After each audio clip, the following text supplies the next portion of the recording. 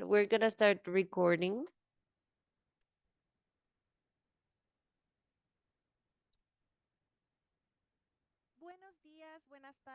Good morning, good afternoon, good evening for everyone that is here. We are in our third session of our co-learning space about social production of habitat.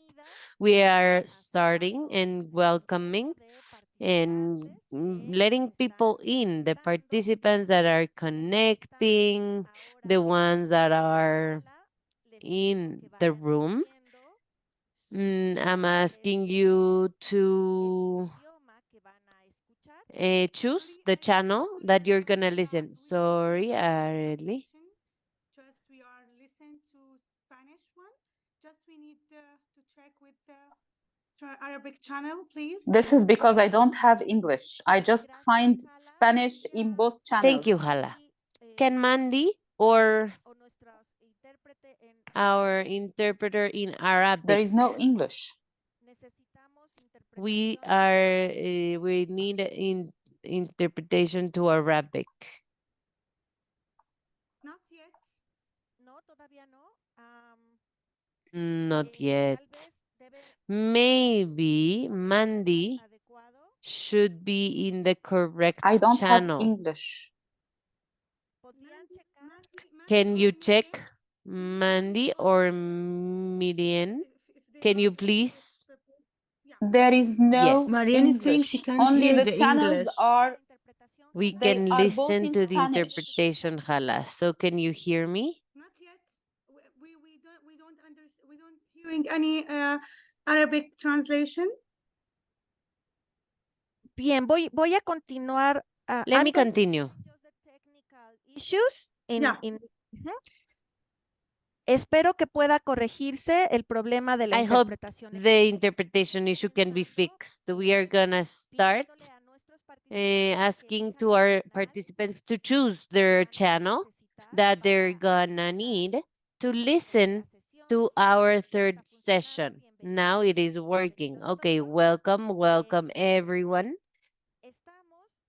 We are starting our third session. Today we are glad to have 4 great speakers that are gonna share very interesting experiences. For this, I'm gonna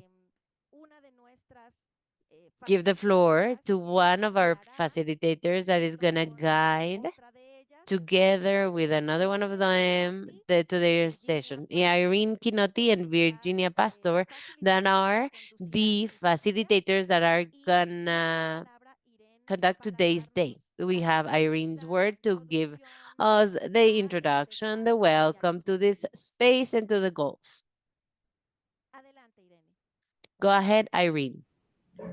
Good afternoon, good morning, good evening, everyone. Welcome again for this session. And we're going to start by knowing what our objectives for this specific co-learning session is. Our objective of this co-learning session is mainly to acknowledge and analyze the national and global legal and public policy frameworks and instruments that contribute to social production of habitat processes. And in this, we are going to be dealing with first the subnational and national cases, where we're going to see how social production of habitat has successfully been adopted in public policies and legal frameworks promoted by organizations. Sorry? أعتذر لدينا صوتين في الترجمة الآن، المترجمتين في اللغة العربية يترجمان معا، وبالتالي أصبح هنالك. شكرا. Okay. شكرا. We can continue. Thank you. Okay. So I'll just go back to the first specific objective of our day's co-learning session, which is, first of all, looking at subnational and national cases where social production of habitat has successfully been adopted in public policies and legal frameworks promoted by organizations and social movements, drawing lessons for collective actions in regions where laws and policies are not yet favorable. Next, we'll be having a reflection and an intense deliberation about the current legal and policy frameworks on social production of habitat and new proposals from social movements to improve frameworks or to develop others.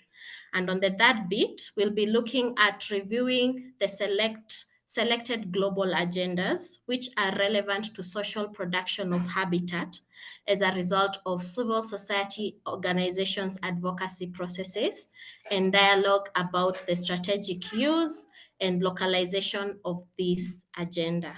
Those are the three main objectives that we'll be looking at as we start today's session. Yes? Sorry for interrupting again. Yeah. Musa Ka says he's not receiving French interpretation. I just want to, before you continue, to check if that is still the case. Could we find any clarification from Musa or the French team? Okay, perfect. Seems all interpretation is working. In case of any other issues, let us know in the chat. Please go ahead, Irene. Okay. So I'll proceed by first of all introducing our first presenter, who is I'll start by introducing our first presenter, who is Elisa Sutanadrujaja. She's the co-founder and executive director of Rujak Center for Urban Studies in Jakarta, Indonesia. And Elisa will be speaking to us about Kapung soon, where there is collective strategies of resistance and social production of habitat in Jakarta and Indonesia case, and the Indonesian case, which is with an impact in people's lives and in the public policy. And we want to really thank Elisa for joining us today, despite having the big time zone difference. And we'll give you, Elisa, about 10 minutes for you to give us your presentation. And after Elisa's presentation, we'll open the floor for question and answer for the participants to interact with whatever Elisa will have taken us through. Welcome, Elisa. Okay, thank you, Irene, and thank you for HIC for inviting me. So I will share my screen. Yeah. Again, good morning there and good afternoon. In my time zone is already 10 p.m. So I hope you can see my slides. Okay. So again, I'm Elisa from Rujak Center for Urban Studies based in Jakarta, Indonesia. We are a think tank that focusing on the urban and regional issues. One of our advocacy is about right to adequate housing, where we work collaboratively with urban poor, mostly in Jakarta. So I came from Jakarta, Indonesia. It is a country with population around 270 million people, where 69% of housing is provided by the people. And Jakarta is the capital and the largest city in Indonesia, with a population of 10.2 million people, where 40% of its population live in kampung kota or informal settlement. So kampung kota is an Indonesian word for informal settlement. So what is kampung kota or urban kampung anyway? So we call it as a socially produced and non-market high-density settlement that located in strategic area. So many scholars try to make sense of it. However, in the eyes of government, kampung kota is equal to slums. Kampung already exists since colonial time, as indicating from 1930 map with green color, and many of them still persist until today, as you can see from the map on the right side.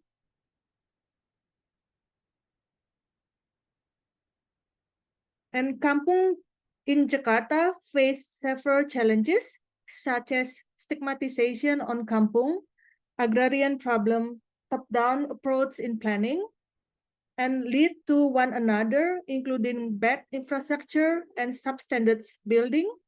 And this challenge produced a slum-like condition, which led to forced eviction.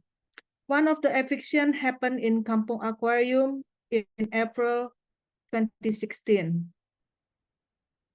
So we managed to identify, structure, and articulate urban poor resistance and also their network and respond toward forced eviction, which includes the everyday practice, organizing, and tactics of resistance deployed by various groups, and how this practice also reproduce people involvement in claiming their housing right.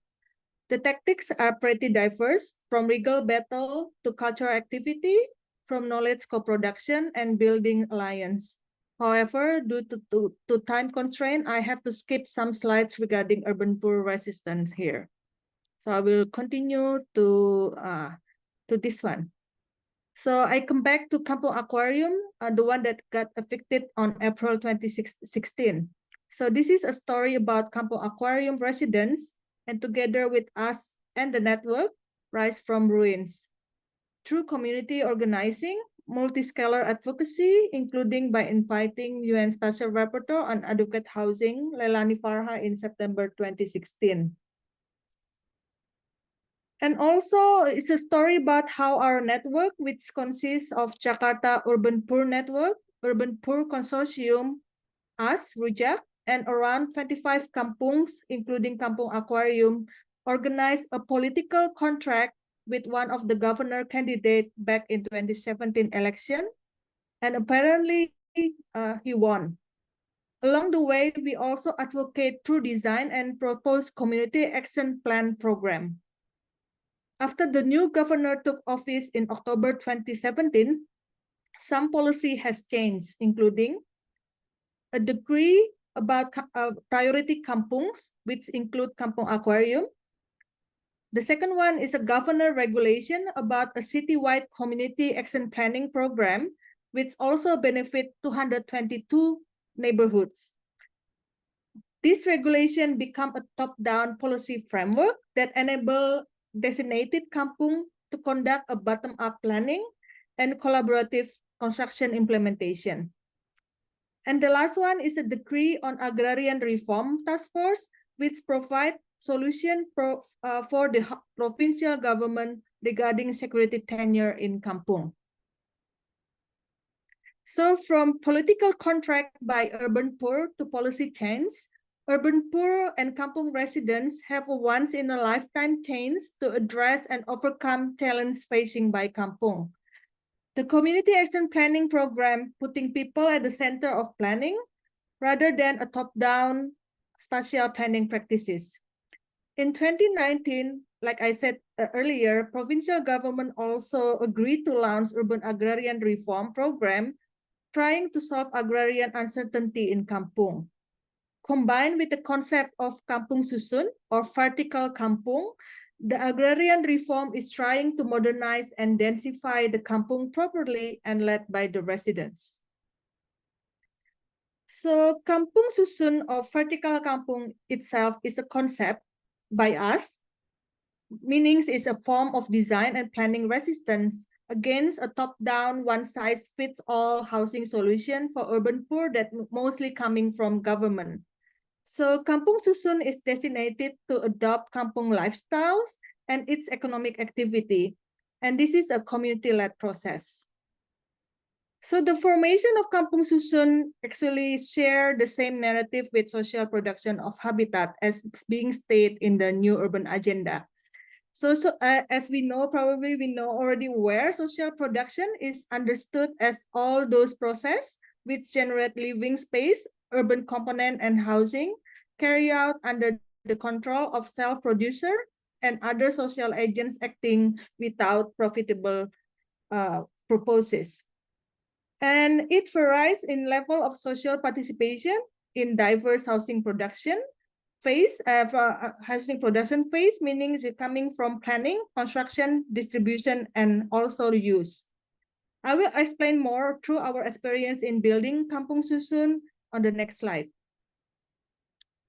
So as the continuation of Kampung Aquarium resistance movement that led to the political contract and community action program, in 2019, Kampung Aquarium is entering into another resistance in realizing their housing rights, which is building back their kampung. So for Kampung Aquarium, we managed to shift the old paradigm and practice from top-down approach to bottom-up, and from agrarian conflict to zoning revision and urban agrarian reform, and from stigma to kampung to housing cooperative, meaning that the residents can manage their own housing and also their own daily life. And the provincial government agreed to adopt and implement the design and mechanism that we propose in Kampung Aquarium. The construction cost of Kampung Susun Aquarium is around 15 million US dollar, and not a single penny coming from the provincial budget. So it was funded by infrastructure levy from real estate developer, and the residents through the housing co-op supervised and actively involved in the construction. So here is the transformation of Kampung Aquarium from Kampung Kota to forced eviction in 2016, to temporary housing or shelter, and finally to Kampung Susun in 2021. So unlike typical government-funded rental housing, the design of Kampung Susun allows many democratic and common space that is inspired from alleyways in kampung. And the making of Kampung Susun is also very democratic and inclusive. For example, when the designated unit is not based by the lottery or money. So it is based by, on your health condition and age. So the ground floor unit is designated for people with health problem and old people. And the Kampung Susun also independently managed by the housing cooperative. The co-op also serves as economic empowerment for residents, especially women, through catering business and food production business and laundry services. The residents also responsible for building maintenance and repair. The Kampung Susun model is a human right-based approach that produces innovative habitat through social production with co-design and bottom-up approach. It is funded through housing provision program that coming from infrastructure levy, and the land still belong to the public while the building is managed collectively through housing co-op. And because all of that, the unit is very affordable. And about 3 weeks ago, Kampung Susun Aquarium just won 2030 Asia Pacific Housing Innovation Award. So after Kampung Susun, I realized that the equal public-private people partnership is possible, and it leads to more Kampung Susun redevelopment in Jakarta with similar model and network. So in October 2022, the provincial government began a management and building transfer process to the Kampung residents, and hopefully within 5 years, the residents will be managed independently, and the residents also empower themselves by negotiate directly the term with the government. So I think that the important thing about Kampung Susun is about the production itself. It has become another collective resistance toward a typical top-down public housing practice in Jakarta and in Indonesia in general. And the residents actively taking part in designing, producing, and managing the Kampung Susun. So we are currently benefiting and taking advantage for the success story of Kampung Susun. So we have a cooperation with ministries, like 4 ministries, especially with Ministry of Planning, and it become a training, also a training site for Ministry of Planning. And also we provide new imagination for other kampung residents, that other modernization is also possible, and we can also avoid forced eviction. Okay, thank you. Thank you, Elisa, very much for that presentation. I'm already smiling because I can see the way the aspects that we already discussed from session one, the co-learning session one, the session two is really coming out strongly from this case study that you shared with us. And also the objective of our discussion today is coming out strongly as we see how the government was able to take up part of the initiatives that were visionalized by the community of Kapfung. And I would like to open the floor to participants, just a round of your views or your thoughts regarding what Elisa has presented. You can also pose questions to her, and I'd like to give each one of you a round of about 1 minute to share your views. So we are opening this space for the question and answer session. Welcome. I can see Armand and Anna, they've raised their hands, so maybe we could start with Armand.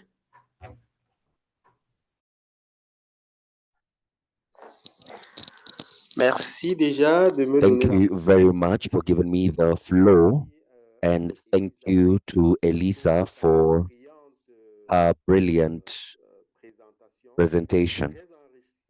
It's really, really enriching because even for us in Cameroon, we are working on similar issues as what you have presented. I think that even after this session, I will enter into contact with her in order to be able to continue to learn further on these good practices.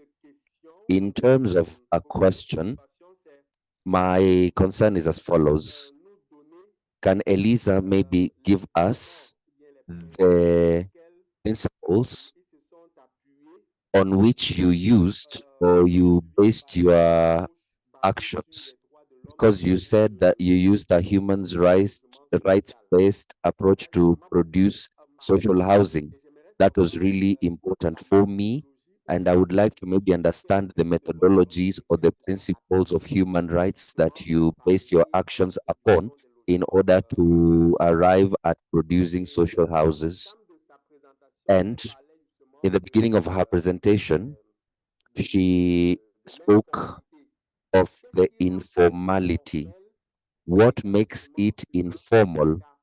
What makes it informal in the city of Jakarta, given that 60% of the houses are constructed by residents? What makes this informal? These are my two concerns that I wanted to raise. Thank you. Thank you, Ahmad. Maybe we can go to Anna before Elisa comes in. Muchas gracias, Irene. Thank you, Irene, so much. So I want to congratulate Elisa and all of her peers for this amazing action of social production of habitat. I would like to ask Elisa, what was the reaction of, in general, of the government and the functionaries and all of the officials facing the empowerment of the population? And if this has been able to be multiplied in other settlements, maybe, or other kampungs. Sorry, there is someone saying no translation. In which language? I think they didn't select English. Maybe they should given instructions on selecting English on the interpretation icon. Y la otra cuestión es la cuestión del And the other financiamiento. question is the financing. The financing part, is there financing from the state? Aside from having an outside financing, is there a financing state for this type of social production of habitat? Is there financing from government?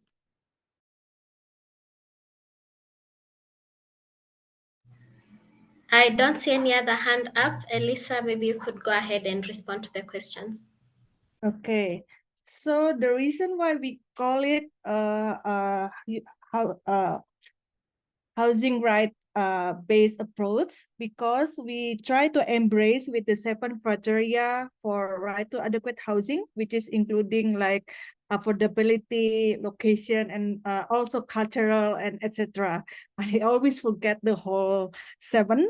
And another thing is also about putting people at the center of the planning, and also try and also always avoid one size fits all approach. So that's 3 idea that why we always say this is based on the human rights, so mostly on the housing rights. And about the, yes, in Jakarta, in Indonesia generally, maybe due to the budget constraint, especially after the independence, you know, as typical as a post-colonial countries, we don't really have money at the time. So again, many housing provided by the people, by the residents itself. So in the eyes of the government, if the money, the housing is not coming from the government or from the real estate developers or not according to the planning, so it's considered as informal. So and so that's and many kampungs already exist even before independence. So that's even before where you have the spatial planning or zoning regulation. So that's why many kampung consider illegal or consider informal at the same time. So I hope it explained about the context of housing in Indonesia. And the second question from Anna.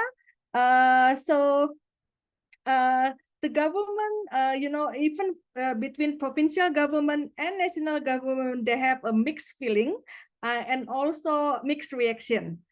So interestingly, this project starts from a political contract, and the governor won. And one of the reasons why he won is also because the urban poor organized themselves and tried to get a vote for him. So somehow for the provincial government as a governor is a top-down approach. So he really honoring the contract, really try to implement the contract and also make a citywide process. But of course, the bureaucrats, you cannot transform the bureaucrats within one night.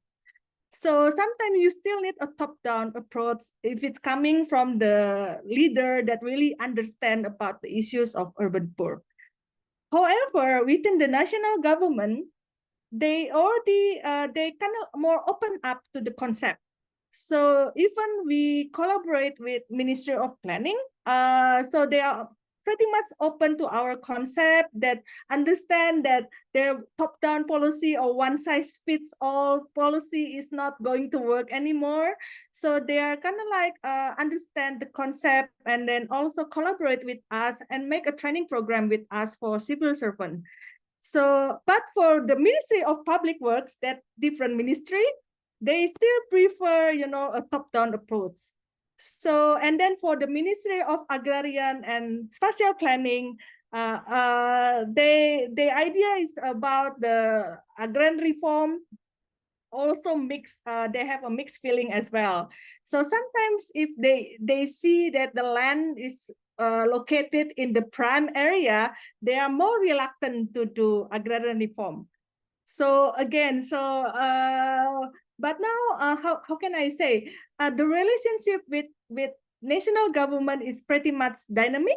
We even have several pilot projects with them. So the approach itself also inspire Ministry of Planning to develop a nationwide program. And they also change their framework. So instead of focusing on the how can I say, on the infrastructure only, but now they also want to address about the agrarian problem, and it's a mandatory for local government to provide community planning. So it's become a national program starting from 2020. So yeah, I hope it's explained. I can explain more if you want to know more about the specific national program that coming from Ministry of Planning. Thank you, Elisa. I can see we have 1 minute. Before Amand goes in, maybe I can read. There's a question that Adriana has asked at the chat box regarding the land reforms. Maybe one of my co-facilitators can support me in reading the question. Okay, in the meantime, as someone reads the question, we can have, or Adriana could just ask the question directly, and then you can have Amand. Sure, Irene, thank you so much. And thanks, many thanks, Elisa. Great to see you here. I just wanted to see if you could elaborate a bit more on the question of the land reform and any concrete impact it had in enhancing the 10-year security of the compounds in which you have intervened. So usually, kampung is located on the land that considered as public land. So usually, the government solution is only one: evict them and transfer them to relocate them to public rental housing. So that's the usual policy that coming from them. But through this urban agrarian reform, actually this is a nationwide program.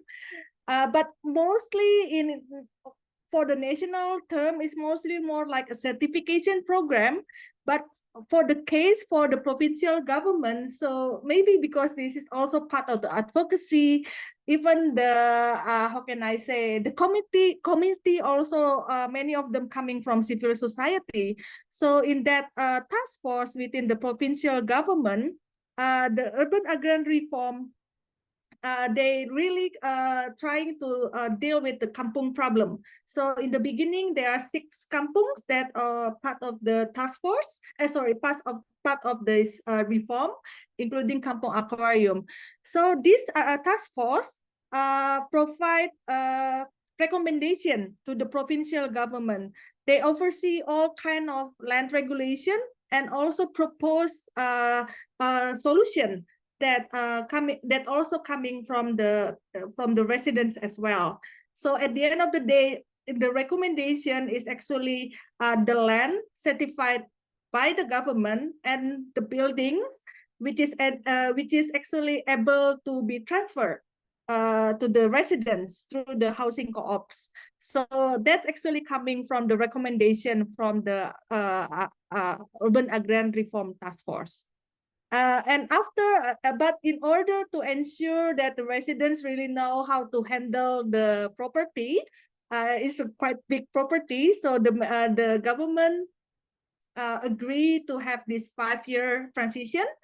And along that time, the residents have to rent the buildings for 5 years, and the money coming from them.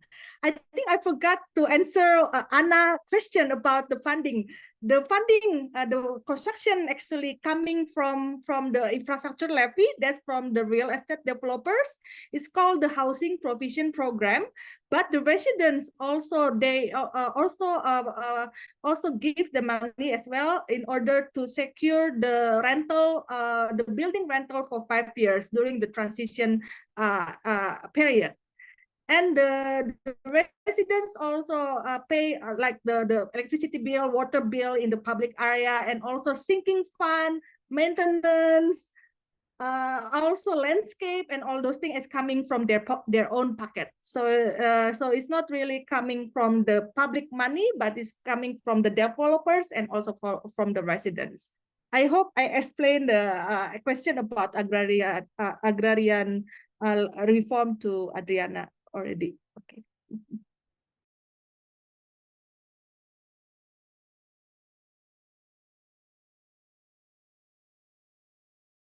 Thank you, Elise. Thank you once again. Armand, maybe you could pack your question, and then we'll have another question and answer session, and then you could always ask Elisa during the next part. Elisa, could you kindly share with us your email address at this chat box so that we can use it to access your presentation? I would like to invite Virginia to take us to the next session where we're going to be listening to our next speaker.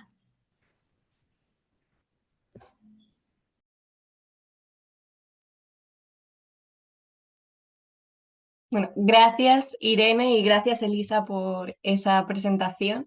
Thank you, Elisa and Irene, for your presentation. Our next speaker is Maria Carla Rodriguez. She's co-founder of the Federation Self-Managed Cooperatives and Latin American School of Popular Habitat from the Latin America for Popular Habitat. She will talk about cooperative housing in the autonomous city of Buenos Aires within the Law 341 year 2000. 10 minutes, and then we will have time for question and answers. Good afternoon to you all. Thank you once again for the invitation. I will be sharing my screen. Just a second, please.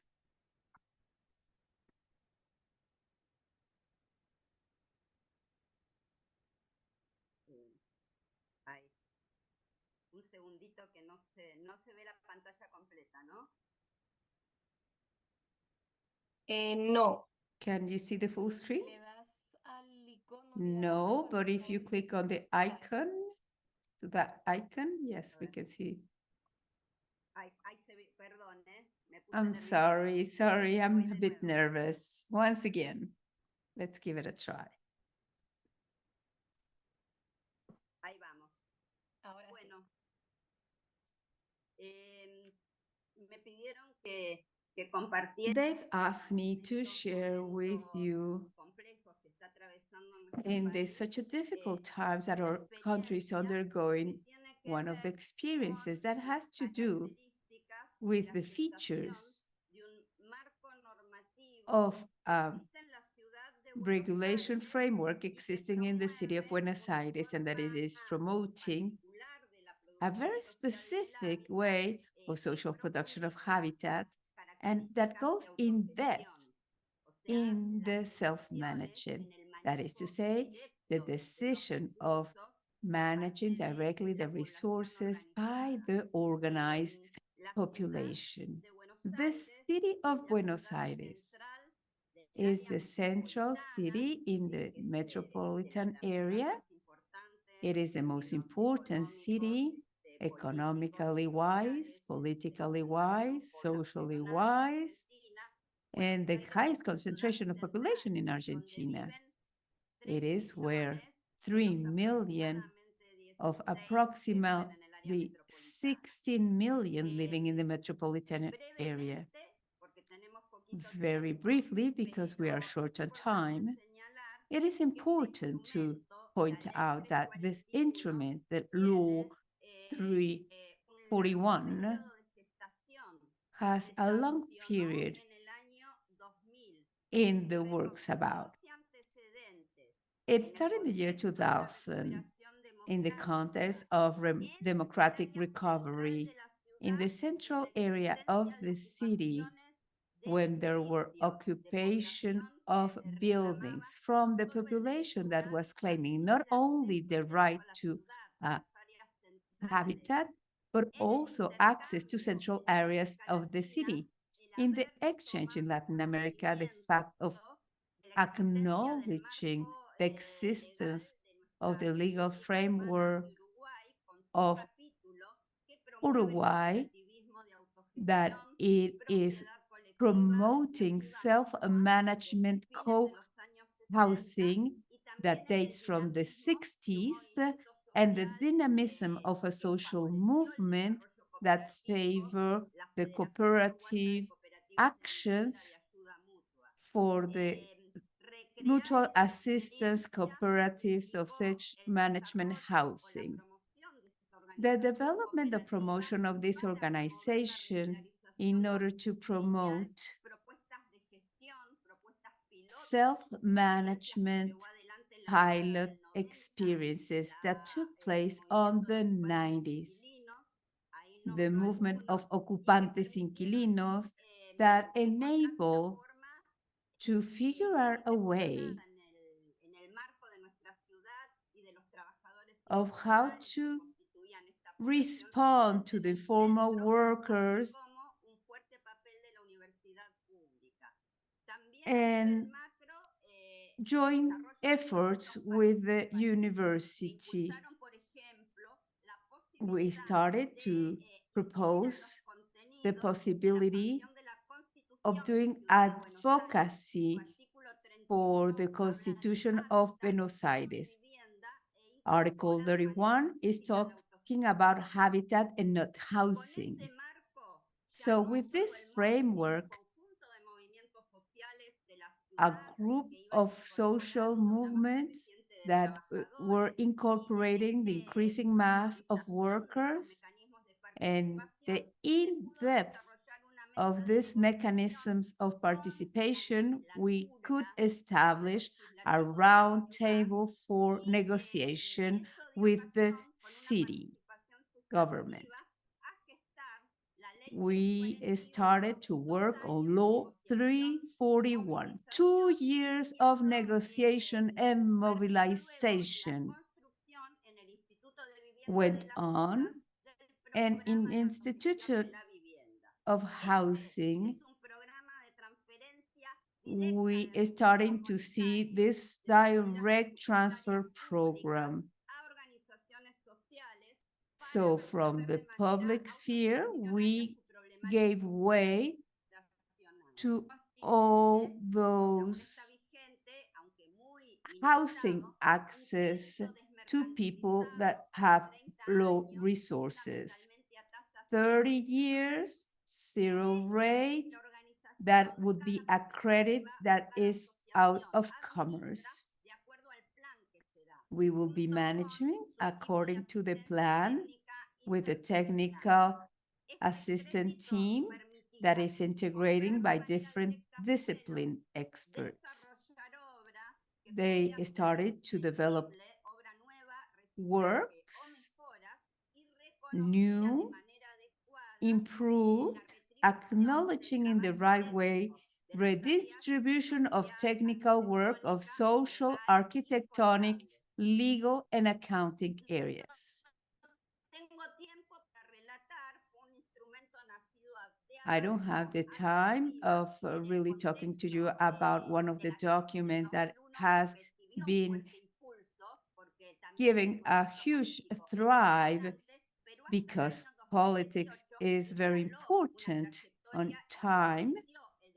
But we had a pathway that favored new organizations, more new cooperatives saw the day. And we were able to buy 111 buildings with good location and services, and we developed 45 construction works. And we still have around 40 lands that were bought by those cooperatives. And we are hosting or giving the benefit to around 2,500 families. Here you have the area of the city of Buenos Aires. All the projects are located in an heterogeneous social areas. So sectors coming from low resources, informal workers, throughout the cooperatives would be finding a place to live in a decent housing in the right urban areas. Here you see some of the buildings that have been developed and built, and now where people live thanks to this law 341. We develop according to the programs defined according to the neighborhood structures.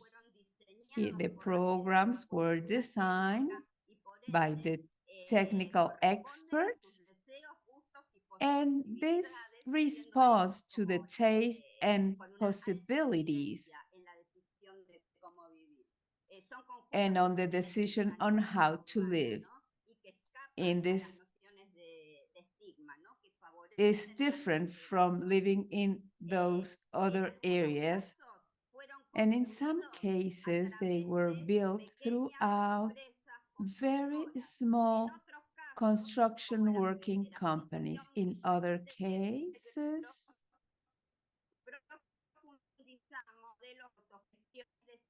we were in depth,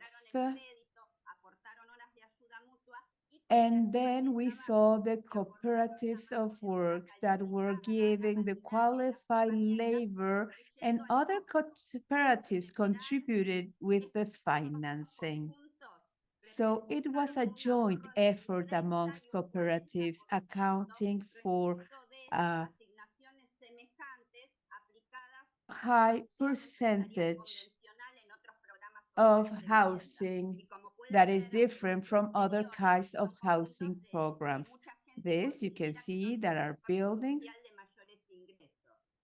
that normally are considered for people having higher incomes because of the quality and locations where they are found.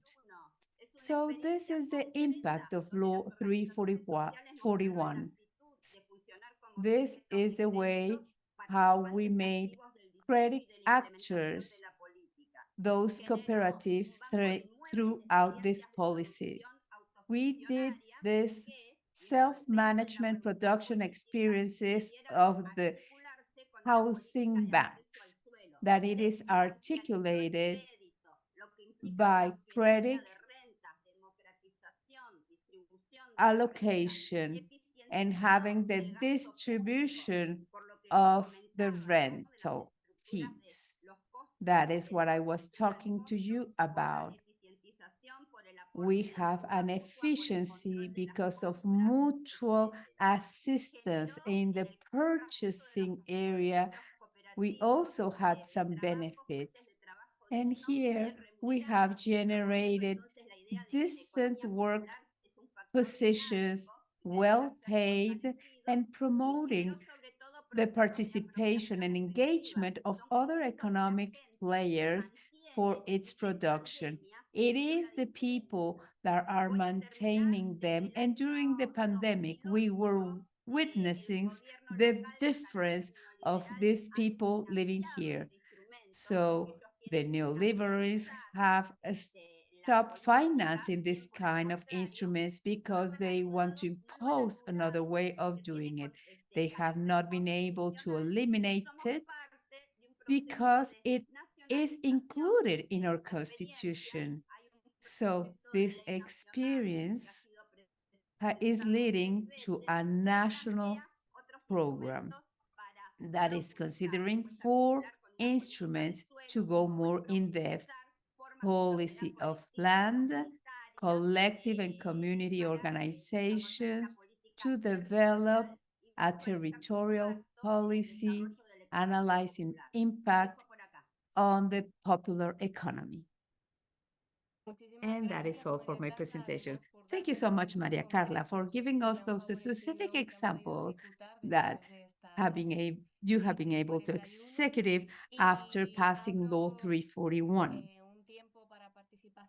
Now I open the floor for participation. Do you have any questions that Maria Carla could answer? I invite you all to do it right now.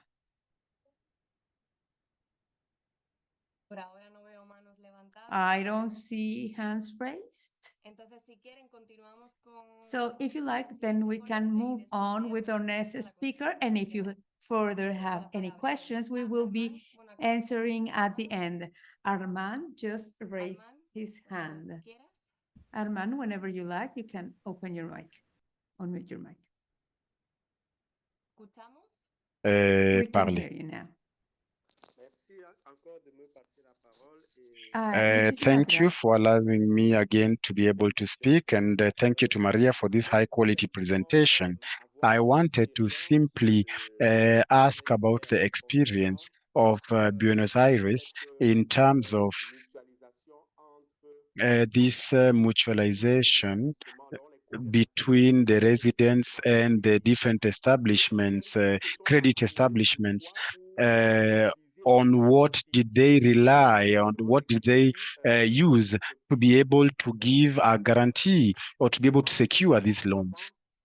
Because these companies ask first for us to be able to secure these loans. So how did they go about it in Buenos Aires? And what were they able to show, and how were they able to make sure that these cooperatives were covered by the credit organization? I'm going to answer. Thank you, Armand. It is a very good question. The context of the crisis of year 2001 in Argentina enabled us to have conditions of interruption and the crisis of the markets. There was a huge mobilization of social movements and movements from the habitat side asking or claiming for self-management. The politic dynamics of the cities had the right conditions to create that good awareness in order to establish a dialogue one-to-one, first at the legislature level and then in an institute of habitat in the city.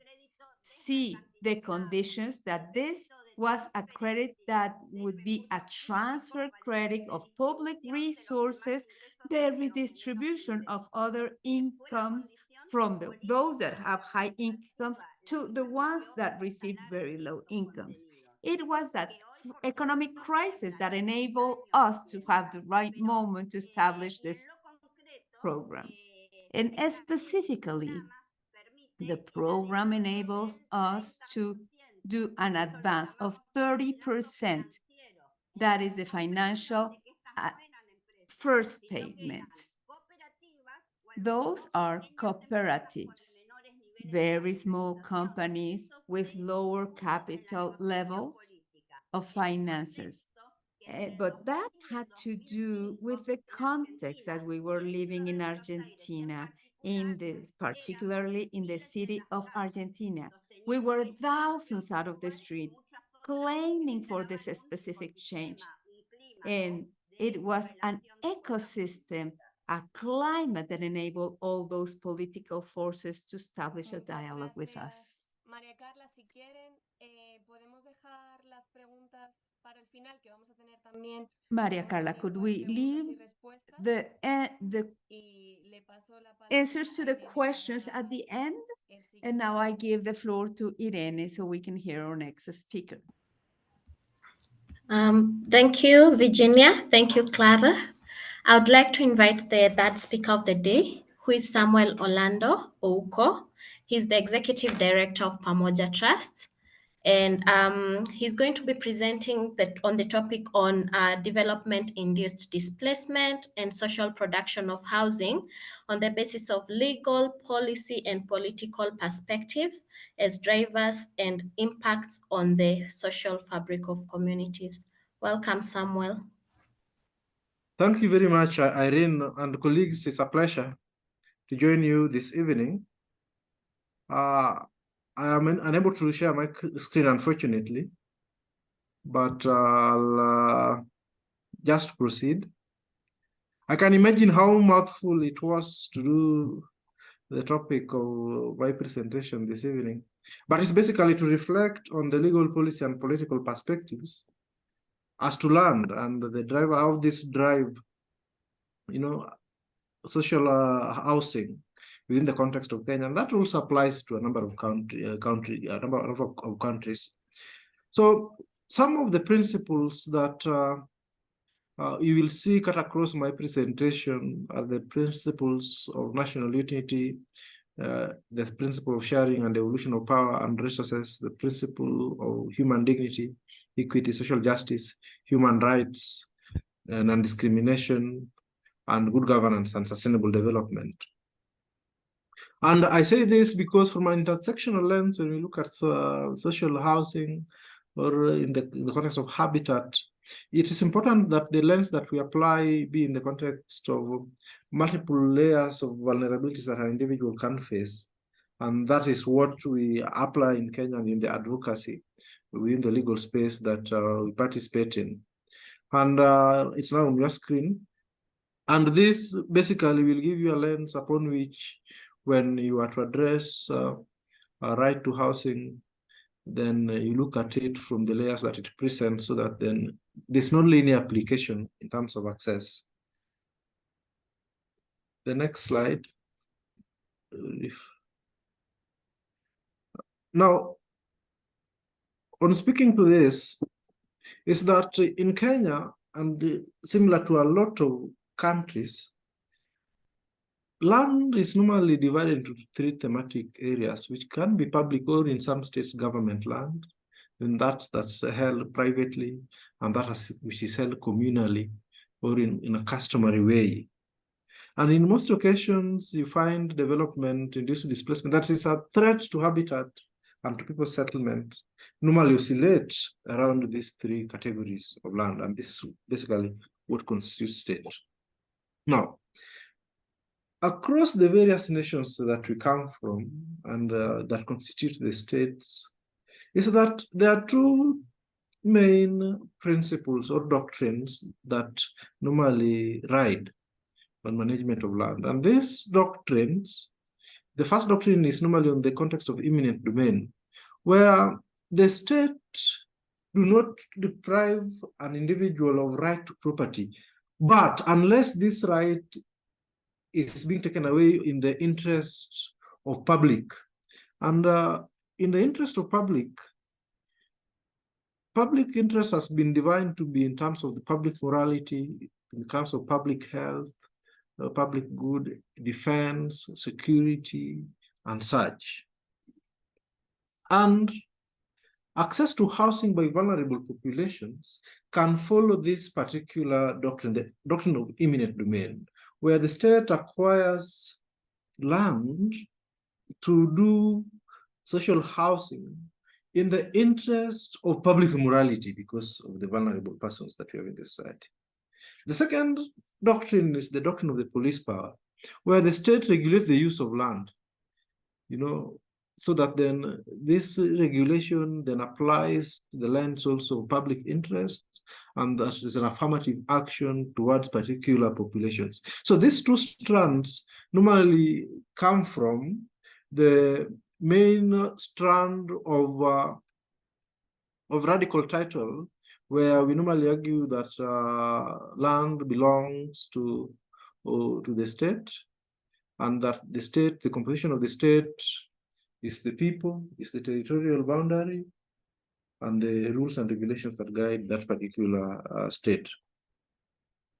Now, one of the things that normally happen when we go now into the doctrine of compulsory acquisition of land is normally within the context of compensation, of acquisition, and ultimately resettling the communities that may be, affected. And it follows the provisions that are in the general comment number 8 of the International Convention on Economic and Social-Cultural Rights, where there must be notices, where there must be an opportunity for those who are being evicted to take care of take their property. There must be resettlement, where there must be compensation, where must be, and the compensation can take form of alternative land or alternative social housing and such. However, you notice that people from people settlements seldom benefit from the concept of eminent domain, because a number of states do not consider it public interest to resettle the landless. And if it is so, then it is subject to a number of requirements. For instance, that if you benefit from social housing, then you should be able to pay. That if you benefit from social housing, then you should meet a particular threshold. That this then also is being driven by the private sector. which has led to market-based evictions because majority of the vulnerable that we did highlight earlier are unable to pay. So then in Kenya, we then have what we call settlement schemes, and settlement schemes are basically for persons who are landless, persons who are displaced by internal conflicts, persons who are displaced by development projects, persons who may be, landless due to their nature. But it's political because it's driven by political agenda, and it's linked basically to the ability of individuals to be able to have a political voice within the local government, which is the county government, and to allow the local government to generate this interest through acquiring authority, which is normally the National Land Commission. And it goes further to establish what we call a land settlement fund. And a land settlement fund gets appropriation of resources from Parliament. And remember, Parliament is functioning through a delegated authority of the people. And the people constitute the state. So that Parliament, in allocating resources that they do annually, then should appropriate resources to the resettlement fund to resettle the vulnerable so that then they are able to access social housing. There could be also funds that are provided by donors for purposes of resettling the vulnerable. There may be also gifts, grants, or endowments, as may be given to the National Land Commission for purposes of running the fund, or monies that are derived from the payment of beneficiaries of settlement schemes. So that then, if Sam Orlando was to benefit from the settlement scheme, then what will happen is that I'll be expected to pay back over a period of time, back to the fund and to grow the fund. And the question that normally arises is that how many people from low-income cadre of the society are able to benefit from that? And policy and practice perspectives in the context of land, and that's where now the politics that starts coming in, is the ability of the states in applying the doctrine of eminent domain and the doctrine of police power to avoid evictions. And to what extent is there disclosure of information and meaningful consultation and informed participation of those who are supposed to benefit? So, for instance, if a private player is getting within the realm of a provision of social housing in a joint venture with the government, then to what extent is it not driven by the interest on, interest of making profits and the need that exists? Or is it in the context of discussions around timely compensation for loss and assets? And to what extent is this being applied? Further to this, the practical tools which should be applied, and I know this cuts across the work that we've done as human rights defenders and as activists, is that to what extent do resettlement action plans give communities the voice to negotiate within the context of the doctrine of eminent domain? Or to what extent does it give communities to negotiate in the context of police power that is being implemented by state through a delegated power? Census reports, asset inventories of the assets of these communities, and how do they speak to valuation reports? That what do we value? So I'm told I've got little minutes. Oh, it's gone.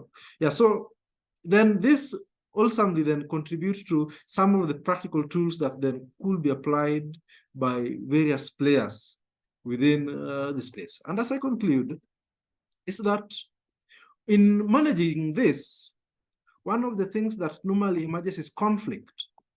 And what are the processes and tools, what are the processes, tools, and mechanisms for conflict, resolution within the community platforms that will accelerate access to justice?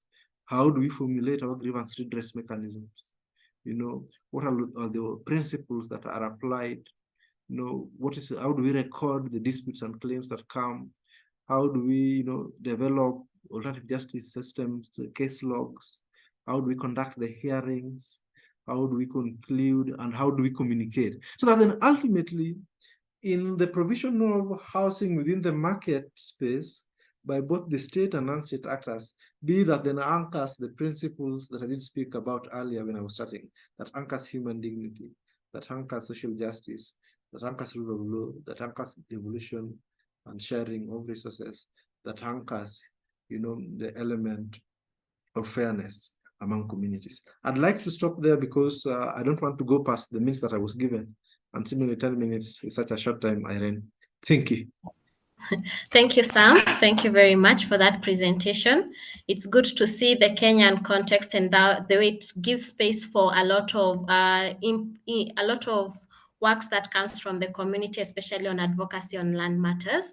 I can see Desmond has already risen his hand. Desmond, kindly proceed. Thank you very much, Irene and Sam Orlando, for that well-informed presentation. I think it's a situation not only in Kenya, but in some other African countries, it also apply. And I like the way you put it, the different kinds of land, the public land, the private land, and the community land. But in all these situations, you can find out that the community land is always the victim of these kinds of land, or because of taking for the interest of the public.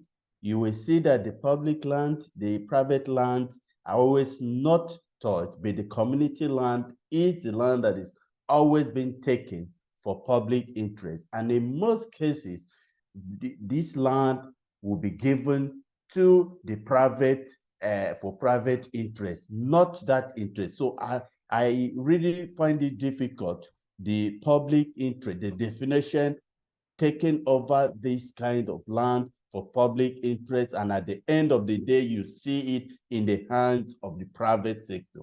So in this kind of situation, without even adequate compensation to the communities. So, and being that the community does not have that strong voice, where does it leave the communities? What options are available for them to follow, to take in salvaging this kind of situation? Thank you.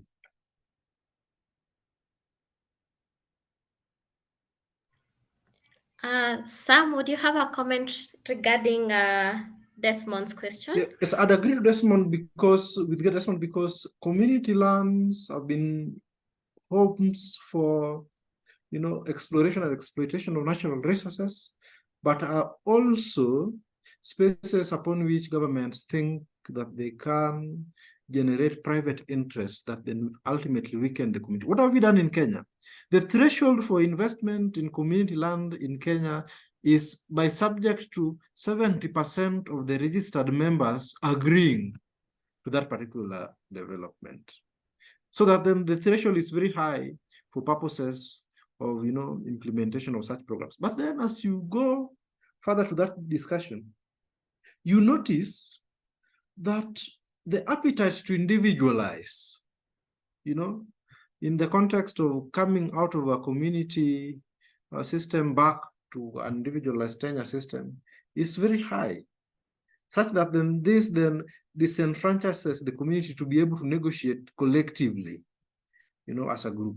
Though in the application of the police power, the state can put a caveat in terms of allowing, subdivisions in community land, in terms of privatizing interests in community land. So it goes back to community organizing, it goes back to the regulations, it goes back to the land uses that forms the bylaws that the community land is anchored on.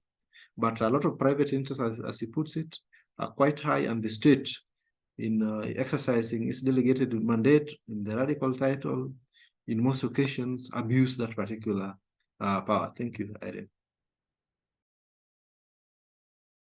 Thank you, Samuel.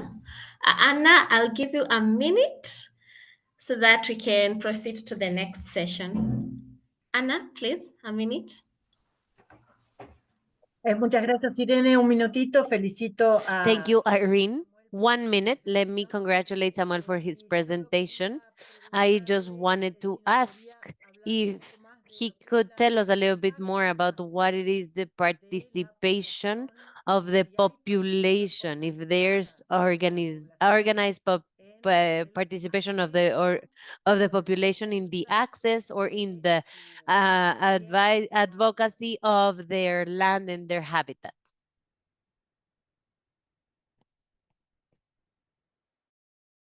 So there is participation in the context of protection, in the context of registration of their land, so that then it's on the basis of the land uses that they have, the basis of the interaction with the state in terms of investments, in the context of allocation of resources by the state, in terms of development projects in the community.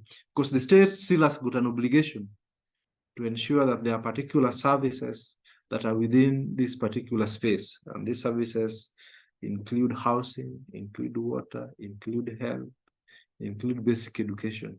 That in Kenya, we anchor in Article 43 of our Kenyan Constitution. Thank you, Samuel. Thank you once again.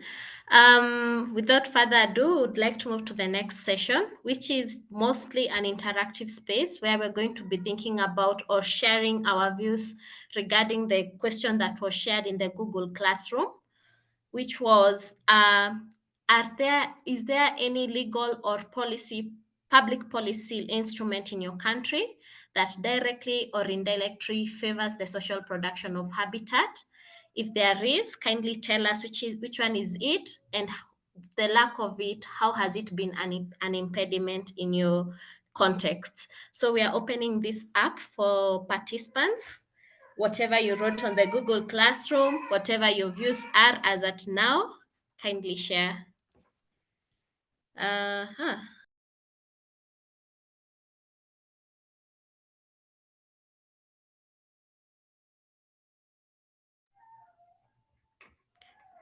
Okay. Then anyone?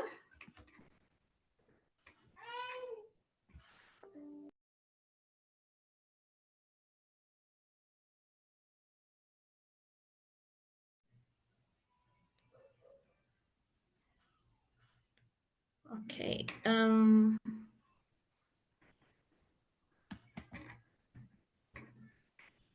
So I can repeat the question again, just in case anyone would want to give it a try before we move to the next bit. The question that was posted on the Google platform was, is there any legal or public policy instrument in your country or locality that directly or indirectly favors the social production of habitat? If yes, briefly mention which ones, and if possible, you can always share a link at the chat box. And if not, comment whether this has been an impediment to the development of collective processes of social production of habitat in your contexts. Okay. I can see we have no hand up as at now. Okay, Anna has risen her hand. Okay, Anna, you're welcome. Bueno, yo estaba esperando Well, porque I was waiting because if not, I then speak too much.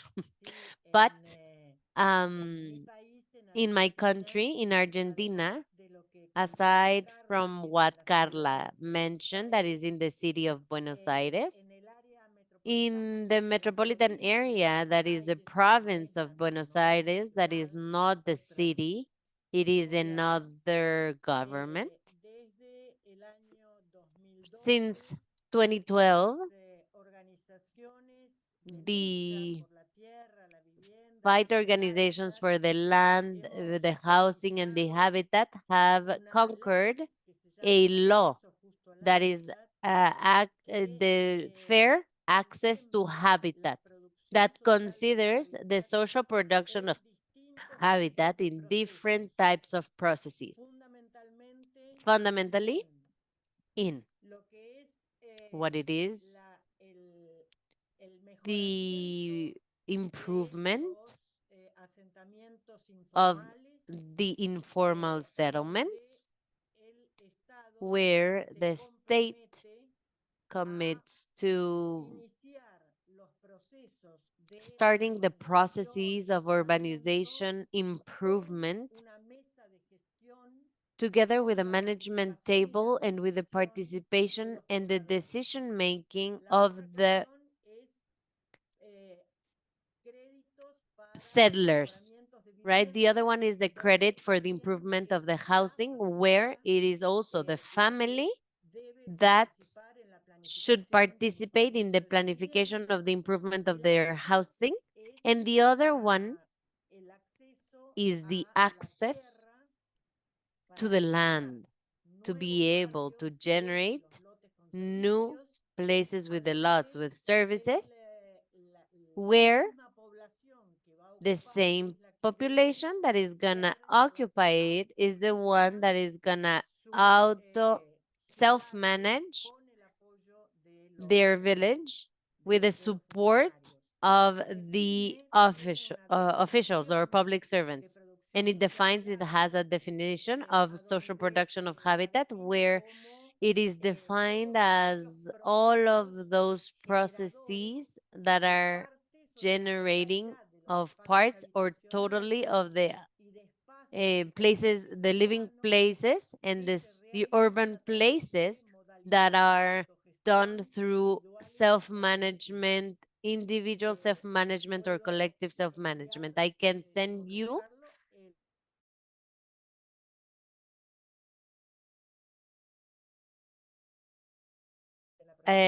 fair access to habitat from Buenos Aires from 2012. Thank you. Thank you, Anna. I'll give it to Marzioni. 2 minutes, Marzioni, for you to share your views and your experience. Thank you. Bueno, complementando Well, el just planteo adding to what my peers just said in the public policies in Argentina that are linked to the popular sectors and particularly to the settlements, informal settlements. In this last time, there's a public policy that arose that considered all of the different villages in the cities, and they were considered to 24 provinces, and those villages have a level under the acceptable standards of needs. This policy, at the same time, has financing for the improvement of these villages where the community is the one that receive the funds and manage them.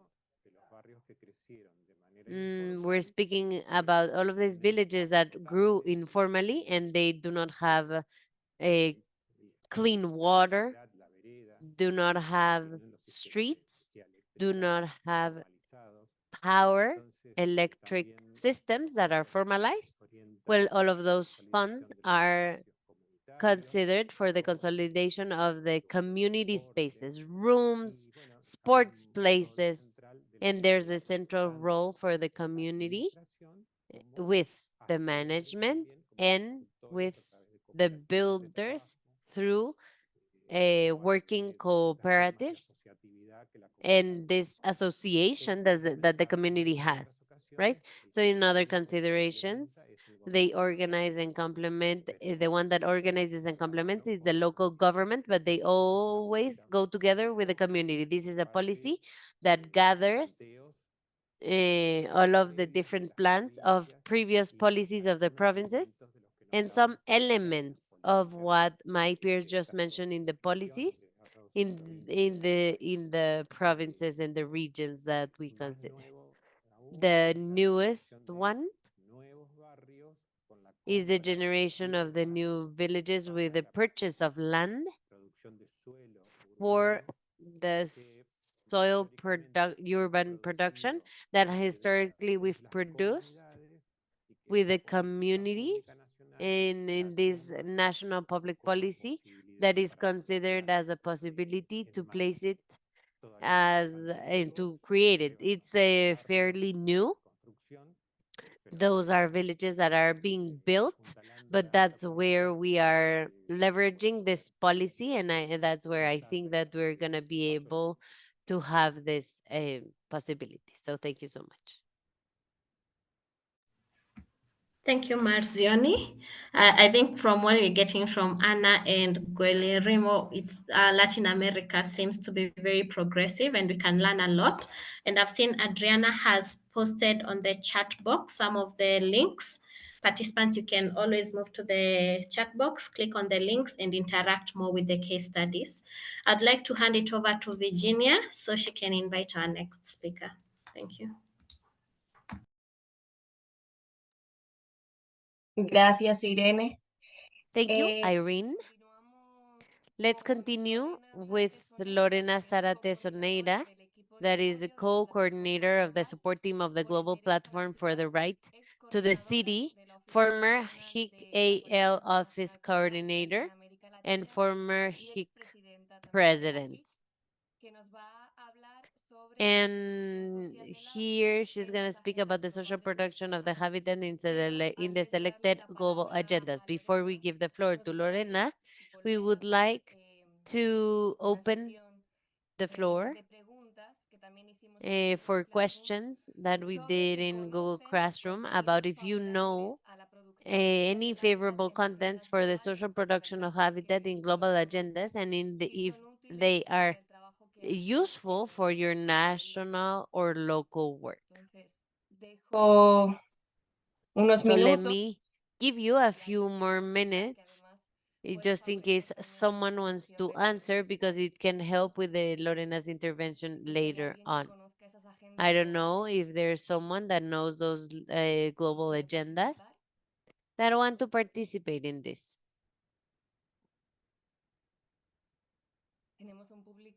We have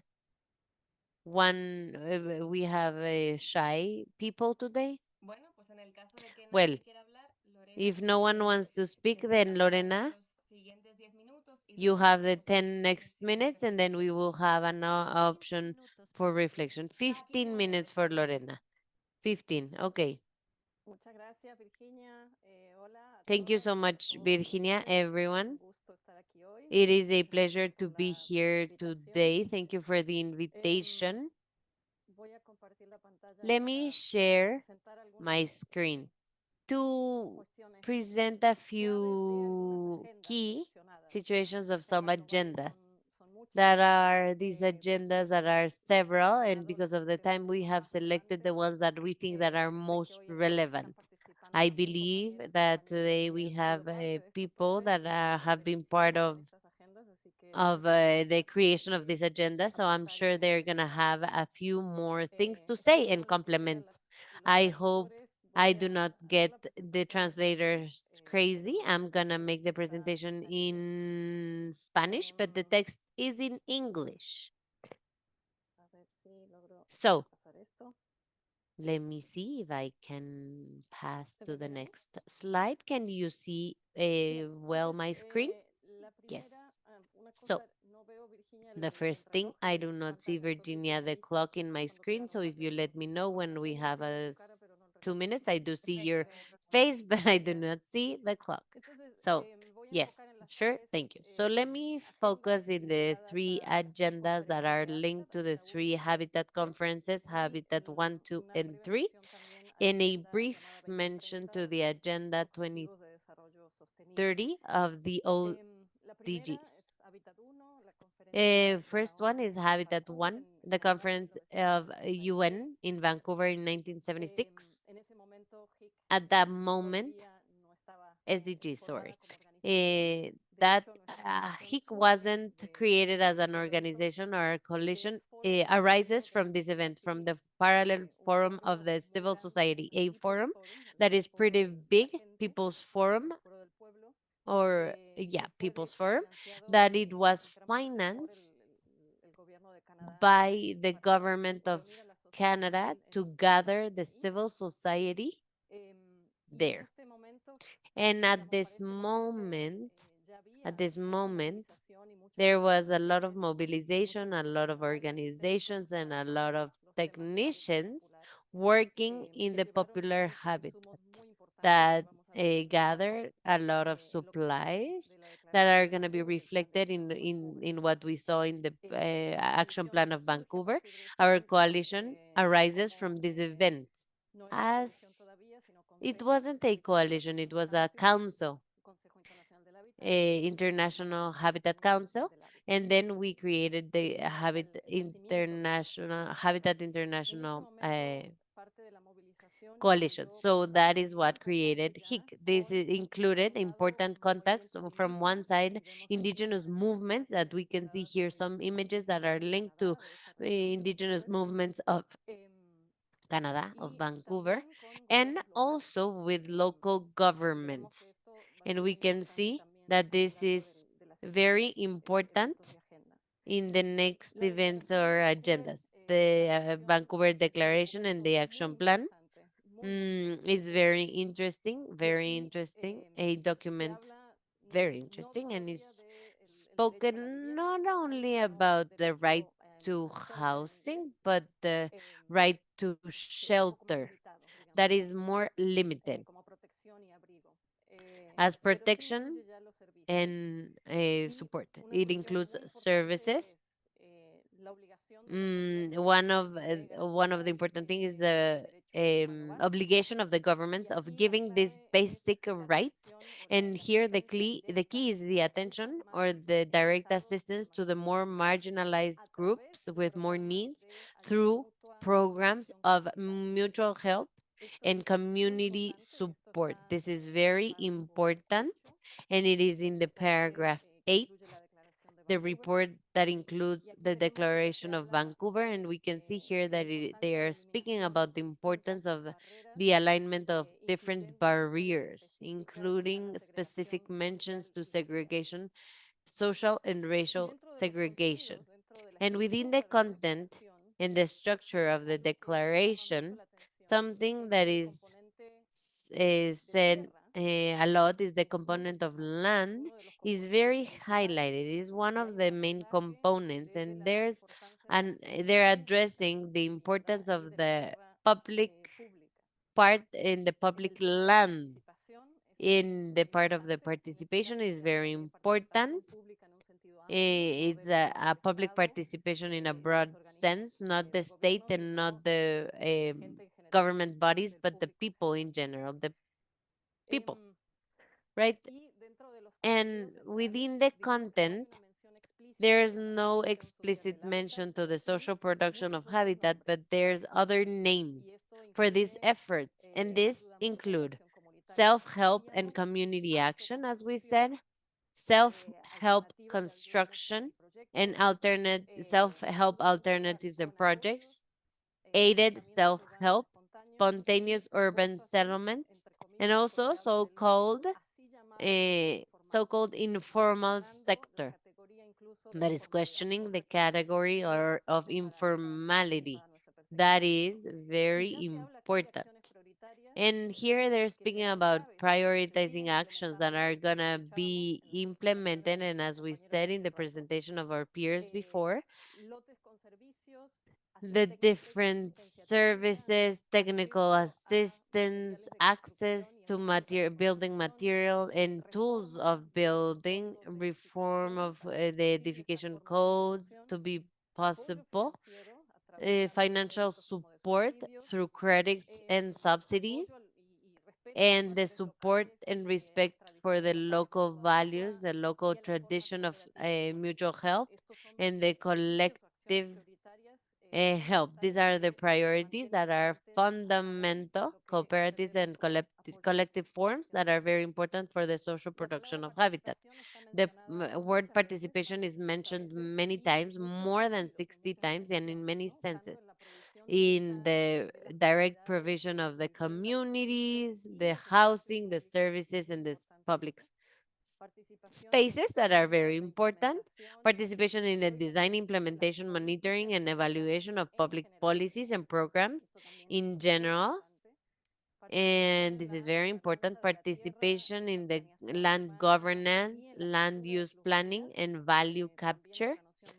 And another notion that is very important in the economy the informal sector, the local economy and employment.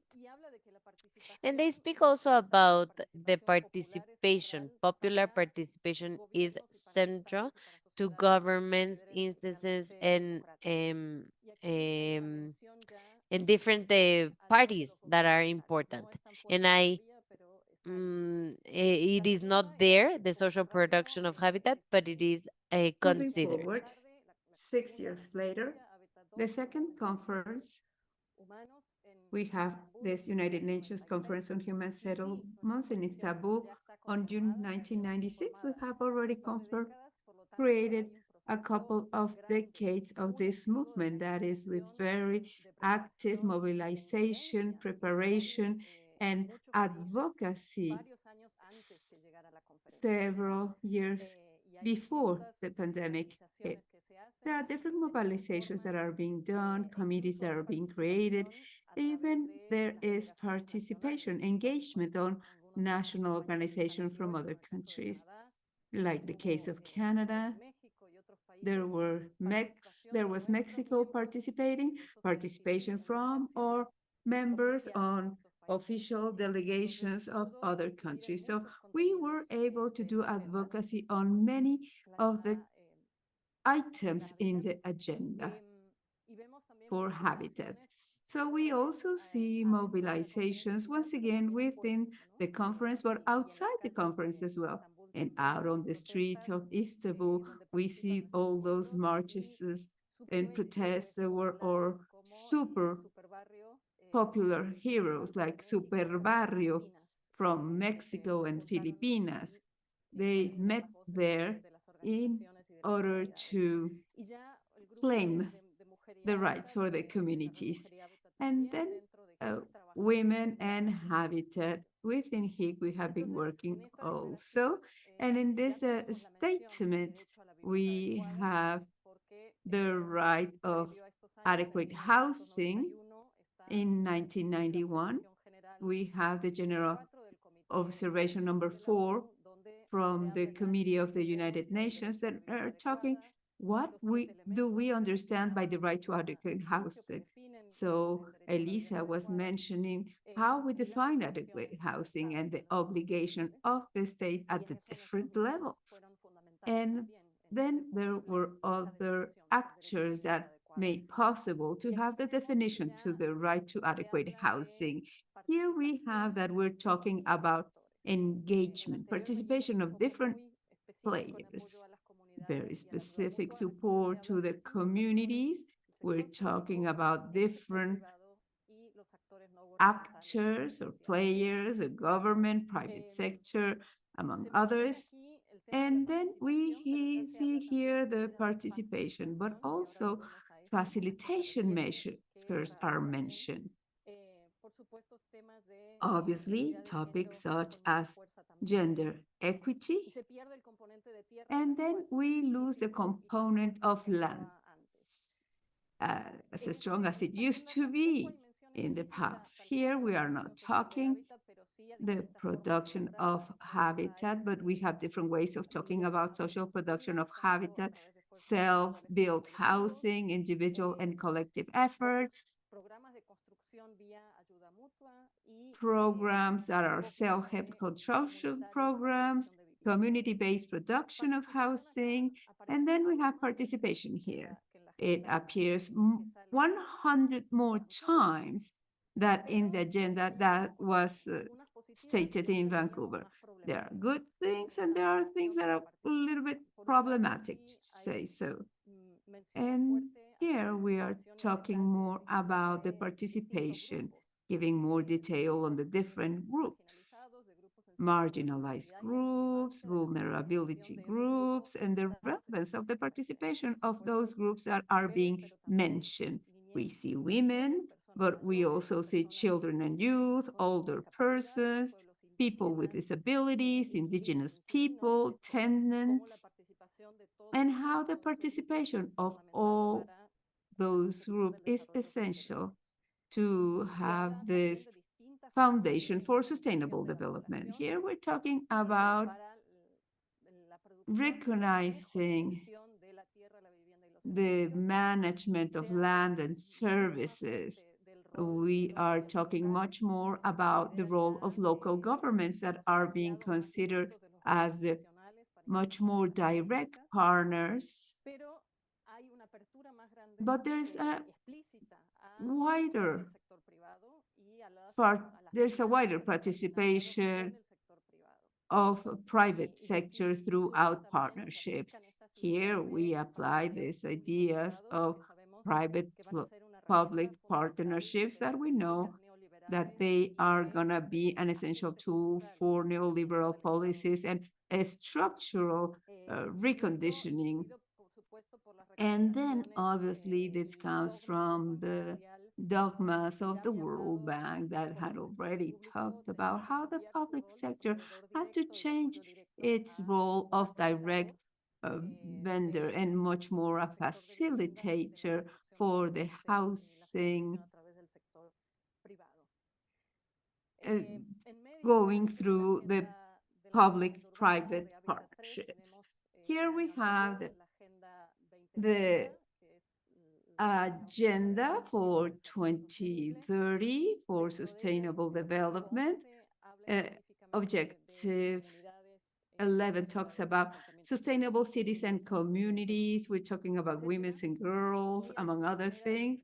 And the first of its objectives of those goals has to be to ensure the access for all to adequate, safe, and affordable housing and basic services and upgrade slums.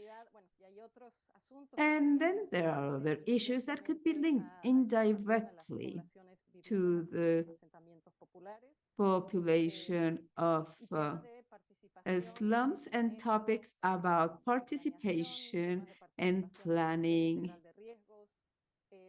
risk assessment, access to safe and inclusive, accessible green and public spaces. But participation is not as strong as we used to see them in other agendas. And we don't have an explicit mention to social production of habitat, nor to the organized efforts of people. Yes, we do talk about participation of girls and women at different levels. They are mentioned. Also are mentioned local communities when talking about the improvement of water and sanitation management, but not in housing or land issues. So it's quite limited. Something interesting that calls my attention is that all of these objectives and goals have indicators that have been suggested by the United Nations system, but from all the 70 goals, the only one that does not have is 11C. That is the one that is referring to the use of materials and local techniques for construction. That is some of the members wanted to incorporate in this agenda, but it's the one that doesn't have a direct indicator. And I did not know about it. I discovered it when I was preparing for this presentation that will be reviewed 2025. So we make a call for all actors to propose an indicator for this purpose, Goal 11C. On the new urban agenda issued at Quito. Yes, sorry, we don't, yeah, thank you, Maha. We don't hear the Arabic version, thank you.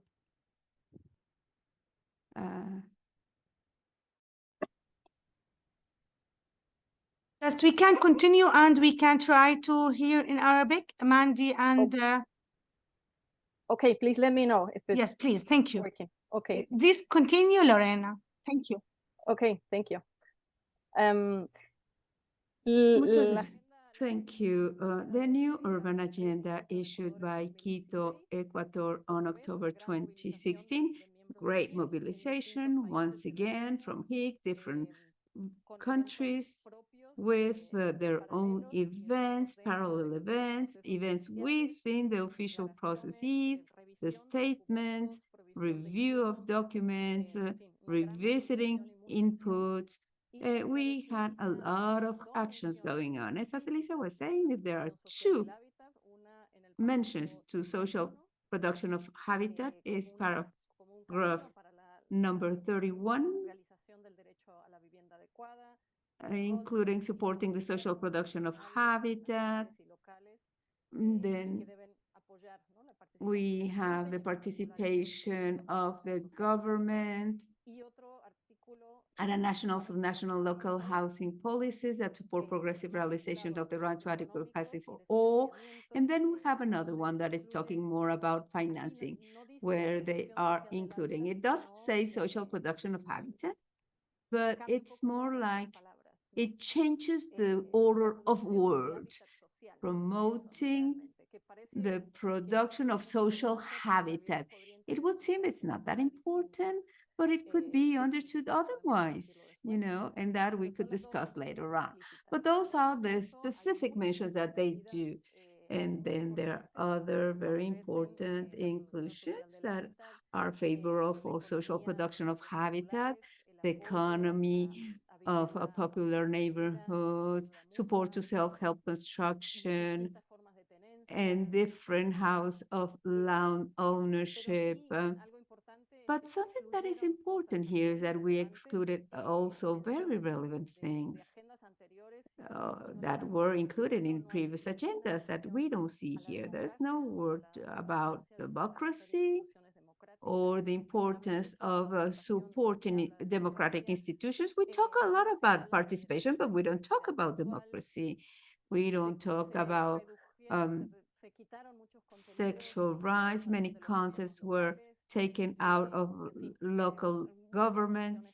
There are several issues that were excluded from this agenda. So I have a mixed feeling about it. There are new ones that have been included and other ones where we're really going backwards. So many people have opposed to that, and then we see that the trend is going to be increasing in many countries. So something that we might be discussing later on. Thank you. That's it on my behalf. Thank you, Lorena. Thank you for your presentation. That is wonderful, the chronology that you have established, mentioning the different global agenda, which is key in order to drive works at a national and local level. So I want to open the space for discussion and questions, but also to be giving food for thought for these global agendas as part of the national and local actions. So who wants to raise his or her hand first? Who wants to participate? There was a question. I just want to mention it. Thank you, Lorena. There was a question from Musa on the chat. Maybe he would like to unmute and ask the question directly.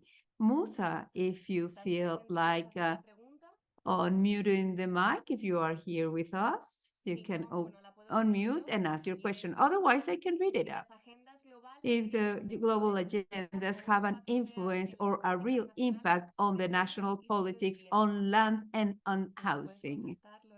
Can you please answer that question, Lorena? Yes, very good question. Merci, Musa. I think it is important that answer. The truth of the matter is that would be coming from the countries and the organizations that are working at a local level and that are HIC members. But something that it is important to think about.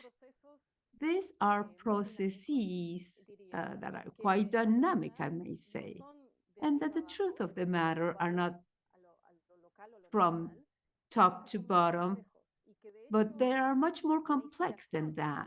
So the inspiration to include contents according to our processes and our agendas comes bottom up. Those contents make their way to those agendas, not because the government asked to do so. They don't. It is not the government that to me that asking to include it. They do it because there's a pressure from the social movement, social organizations, and obviously many of them being HIC members.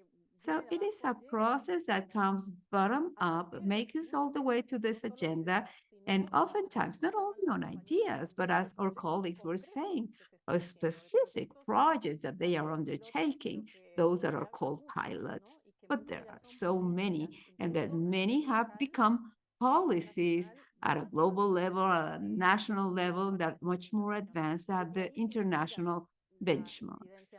And that is how we create those global agendas. The fact is that from once up, it can influence others top down. It's not only going from bottom up or up from to bottom. No, there are processes that feedback each other. So this has enabled at least to open food for thought. Normally in places where discussions were not in place.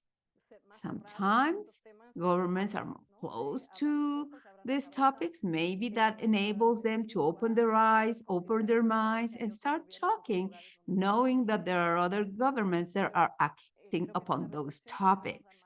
I think that's food for thought for us to see the possibilities and the limitations within different contexts. Thank you. Anna and Desmond have raised their hand. Anna, you can start now. Thank you, Virginia.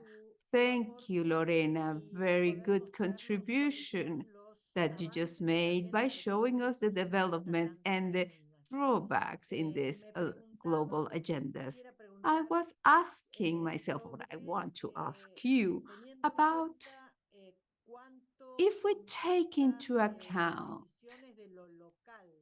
what is the impact of the local decision on habitat construction? What is your take on this organization? I don't CGLU, that is the one on local governments that you mentioned. I don't know exactly.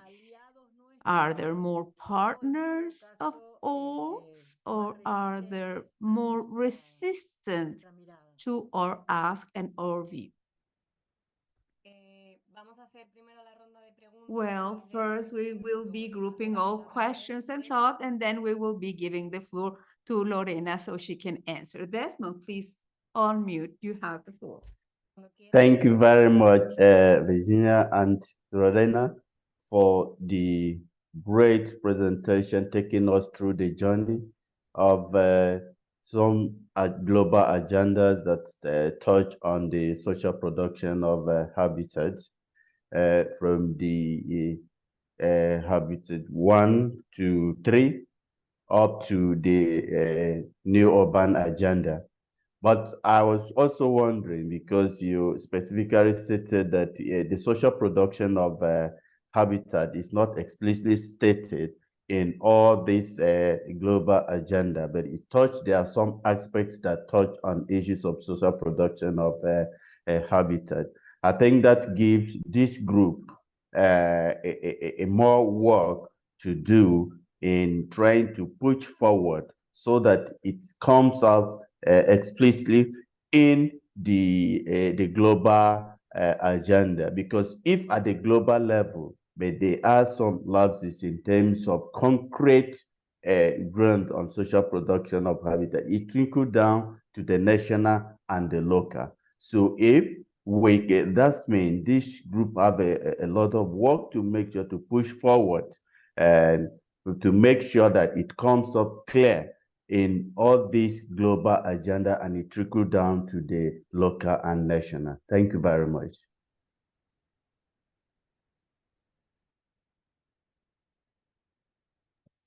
Gracias, Desmond. Baltasar Ayala, cuando quieras. Thank you, Desmond. Baltasar Ayala, whenever you like, you can unmute.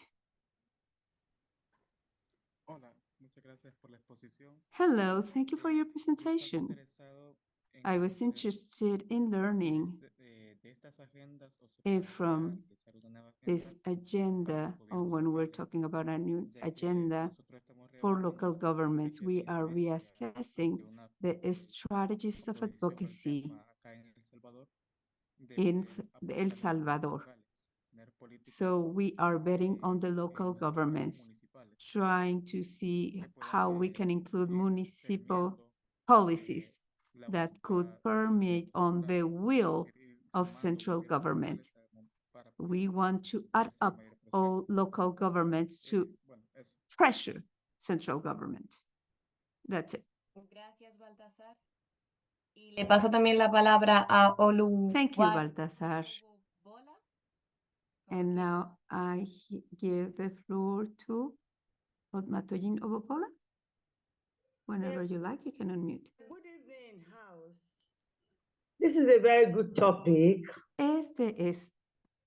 What I can say is like, we have, because you can't see in Nigeria, we have the same challenge.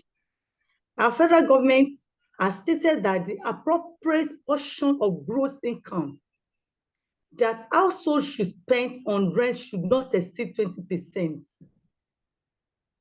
Now, in public, that's we're talking about public estates. But what we are facing now is even more than 100%.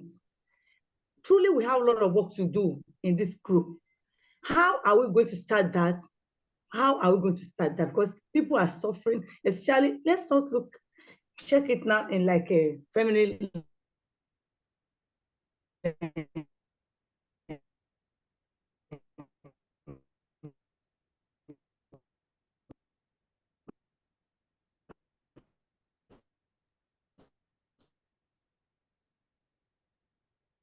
Gracias.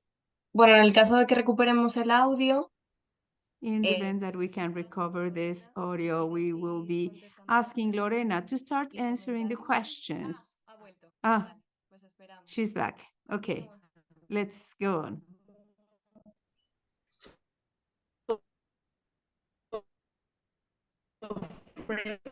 In this regards, lots of people.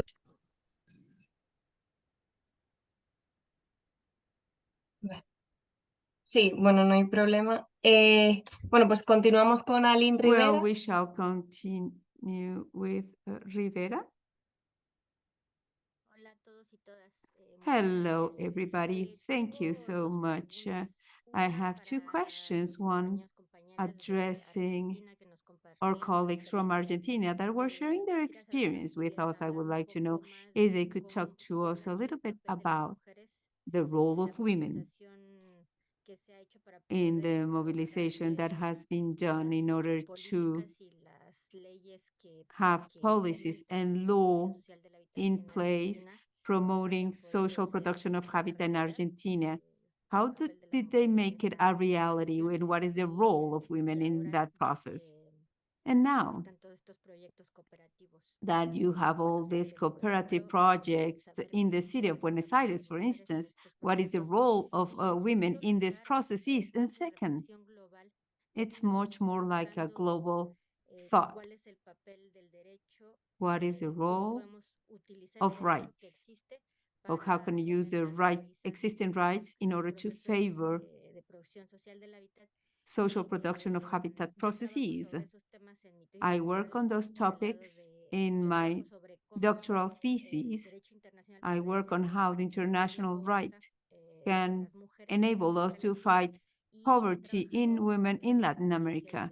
I have worked on several experiences, not only right to housing, but how social mobilization enables that the right holders can have access to the recognized rights on international treaties. But on one side, we have the legal norms or standards that promote this kind of processes, but there are legal policies or legal treaties that penalize all of that. I don't know if in our next session we will go in depth on that topic, but it seems to me that it's critical. In my specific case, when I work on those topics, what we always hear is that social organizations are organizing to make those rights work. In Latin America, it is the most dangerous areas in order to make your rights worth. There are so many assassinations of all those people who organize themselves in order to produce these experiences for in defense of those right holders. So I am really interested in knowing Europe insight on criminalization and how rights are being used for that purpose of the law. I don't know if you want to answer, Lorena. I don't know. Maybe our colleagues from Argentina would like to go first. No, you can go first, Lorena. Okay, I'm gonna bring them all together. There were a couple of questions on local government's role. CGLU, for instance, for us, they are essential partners. As I was saying, since the Vancouver Agenda, Habitat 1, we see the role of local government. And throughout the agendas, it is strengthened. And our strategy is being strengthened as well. From HIC, we have been working closely with local governments and with local government networks, contributing to different topics, particularly heading to Habitat 3 on the preparation process. We work jointly to align messages, align our narratives. And we agreed on certain things because we know that there's no possibility of moving forward to defend your right if there's not an active participation of local government and more resources coming from those local governments for that purpose. It is very different according to context and countries, obviously, but I think that there has been a strong collaboration between local governments and organizations, specifically when we talk about putting those agendas in place. National governments have done very little, but there are sometimes local governments where they have advanced so much with the regularization of the private sector, regularization or regulate all of the rental fees, because we see oftentimes that the prices of land and rentals can come up. So sometimes local governments can even go against national governments. So yes, they can help us to make a reality of making our rights worth.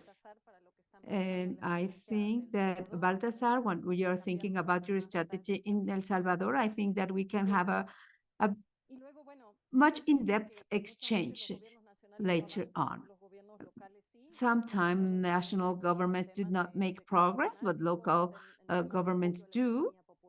Sometimes you have programs to support local economy for the poor. And well, this is reflecting a couple of things. First of all, you were saying social movement. We have to be fighting for our rights in order to be acknowledging the role. But it doesn't end there. Once they're being acknowledged on paper, on writing, then we have to make them a reality in the practice. And this is reflecting tensions in our societies, in our countries, because there are different interests, contradictions inside the government. The Ministry of Habitat, sometimes they want to regulate settlements, and then the others, maybe on environmental ministry, they want to kick out people to have those natural reserves without people. So we have to point that out as an incoherence, and that above all that, we have human rights. It is very important for the strategy that we connect all those dots. And I leave it there because we don't have more time. Thank you, Lorena. And I think that we will have to close because we won't have translation to all languages as of now. So we will be putting you in touch with our colleagues in Argentina so you can discuss more about these legal frameworks. And I give the floor to Arely so she can close her session. Thank you so much. Thank you so much, Virginia and Irene, for an excellent production of session. I just want to thank so much Lorena Zárate, Maria Carla Rodriguez, Elisa Sutalón, Samuel Orlando for their excellent presentations, and all of you for joining us today in this dialogue, in this food for thought. And just to tell you that we have a last and fourth session next week, Thursday, the 30th of November, defining a common voice and objectives for advancing HIC advocacy and mobilization agenda on social production of habitat. That is our next topic for next week's session. We kindly ask you to answer to our survey and answer in the Google Classroom the 2 questions that we will be asking during this week. What ideas resonated with you from the co-learning sessions that enrich your concept of social production of habitat? And the second one is, what experience of regional or global articulation in the field of social production of habitat do you know of? I think that today's topic has enabled us to keep on thinking, continue our dialogue next week. Without further ado, thank you so much. And we thank also our interpreters, and we say goodbye for the sessions. And now, Spanish, English, and Arab interpreters will remain for our evaluation session that we will be holding as a team. And then we say goodbye to our French-speaking interpreters. We can stop recording as of now. Thank you so much for joining us today. Thank you. Goodbye. Good evening. Gracias. Thank you, Martina. Thank you.